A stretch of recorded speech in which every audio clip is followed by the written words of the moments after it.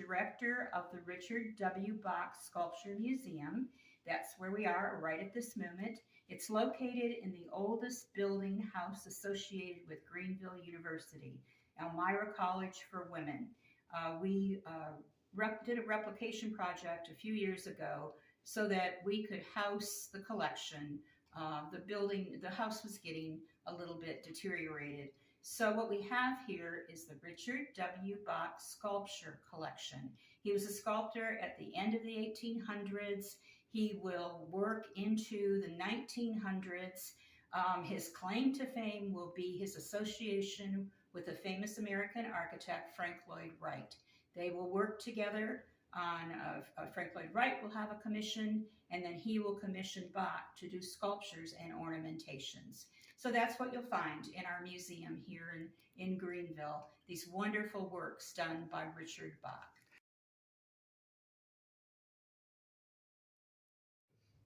All right, so I get asked, who was this Richard Bock? What is he known for? What is he famous for? He was born in Germany, and around 7 years of age, his family moved from Germany and settled in the town of Chicago. His father was a cabinet maker, meaning not like your kitchen cabinets or closets or that sort of thing, but beautiful woodworking that you might see in a bar, the ends of pews, the back of altars. That's what his father did. And he wanted Bock to be a sculptor, too, a cabinet maker too. But Bock wanted to sculpt. That's what he wanted to do with his life. So his family allows him to save his money and to travel to Germany and to Paris. He studies at the College Ave in Paris, which is the place to go if you wanted to be an artist. In this room we have sculptures that are rectilinear, different curves and angles, and we've placed the different pieces then that you can see. And Frank Lloyd Wright wasn't working with Bock at the time he was doing these things, but you can see a little bit of Frank Lloyd Wright in some of the later pieces.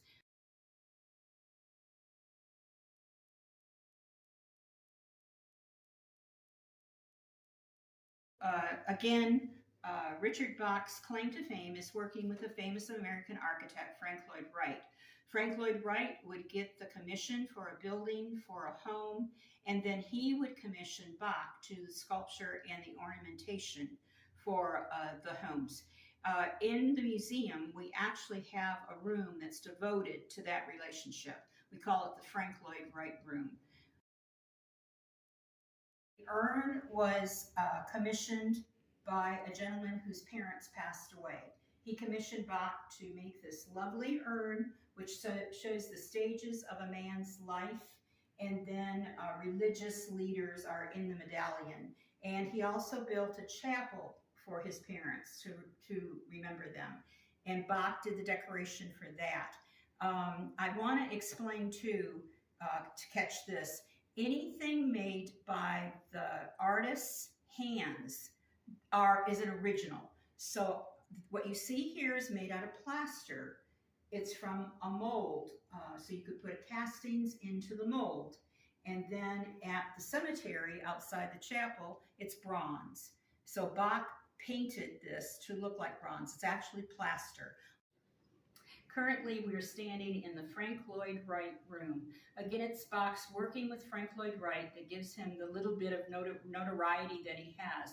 We've already established Frank Lloyd Wright was the famous American architect, probably one of our most famous.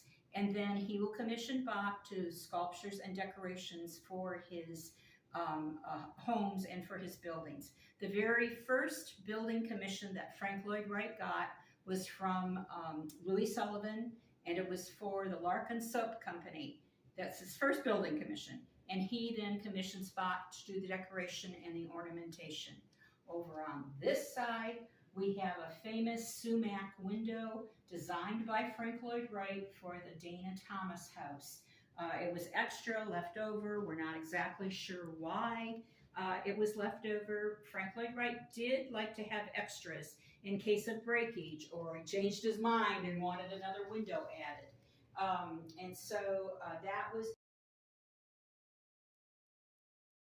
I'd like to point out too in this room architectural drawings done by Frank Lloyd Wright for a home and studio for Richard Bock. It was never built. The top drawing is rather famous. It will travel in the Wasmith portfolio that will go to Europe where architectural students can study it. I believe that the top drawing was actually done by an associate, Marion Mahoney Griffin, who worked with Frank Lloyd Wright, not for Frank Lloyd Wright. That's her foliage. And then the bottom drawings, though, are done by Frank Lloyd Wright's hand.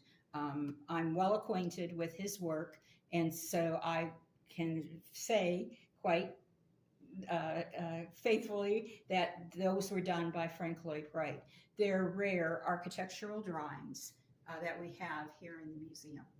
Another important work in here, and actually there'll be another one when I finish talking, at the Dana Thomas House, Springfield, Illinois, Frank Lloyd Wright remodeled the home for Mrs. Dana.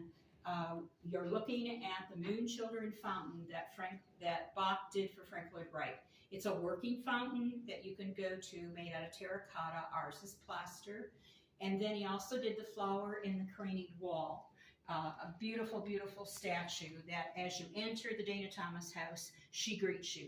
This is a reproduction by the Hager Company of this beautiful statue. Here is the sprite.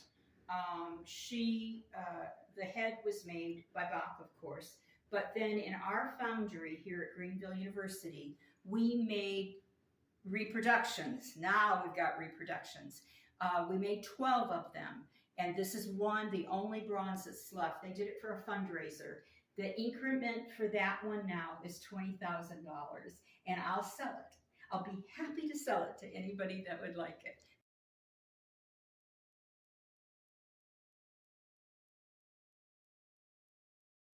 We're standing in a room now where Bock made works that he wanted to make for a traveling exhibit.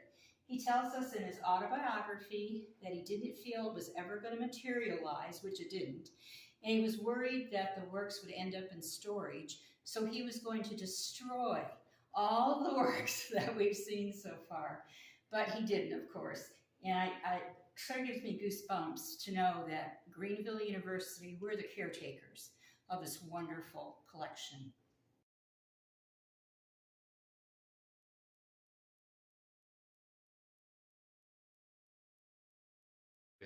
This is one of Bock's favorite works. It's called The Cloud. He and his future wife, Martha, were dating. They sat down on a bench. He looked up at the clouds, the formation, and he decided that he would go back to his studio and make a work to show the changeability of a woman. Now, I am a feminist art historian, so that's a little troublesome to me, but it ended up being a lovely work, and again, it was one of his favorite works.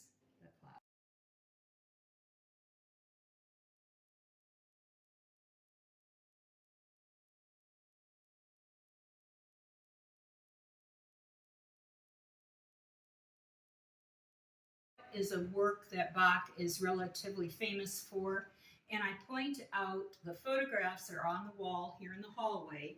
This is the Shiloh monument on the Shiloh battlefield to represent the state of Illinois soldiers who fell in that battle, in that Civil War battle.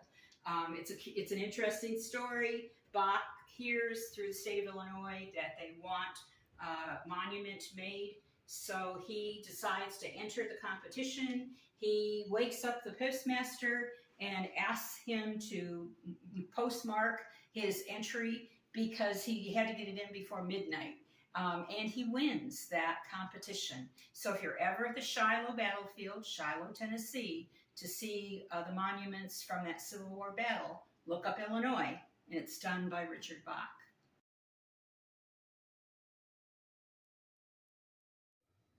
What we have here in the hallway are paintings by Bock's brother-in-law, Harry Wallace Methvin. We probably don't have the best work by Harry in the hallway. These were in storage, again, when Bock's things came out. Harry met Richard Bock in Chicago. That's where they were both living and working out of. At the Students Artists League, the Art Institute of Chicago, they met there too. And first they became friends. Harry invited Richard to come to his house for dinner. And when he went, he met Harry's sister, Martha. And from that point, then they marry. And so first they're friends, Harry and Richard, then they become brother-in-laws. And a really significant thing about that relationship, Bock was not a wealthy man. He lived from commission to commission to take care of his family. Well, I found a box of receipts just this past summer, and in it were all of these receipts that Harry sent back to Richard Bock. Harry will go to Paris and will live there almost the rest of his life. And while he's there, Richard Bock, again, who's not a wealthy man, has a family to take care of. The receipts were for Harry's rent, for his food, for his clothing. So Bock was supporting his brother-in-law while he lived in Paris. On the porch here, we have 2 jardinières, planters, that were done by Richard Bock for Frank Lloyd Wright's home. You gotta see. What is this piece?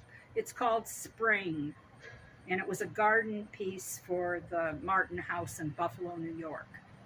And they gave it back, who gave it to the museum.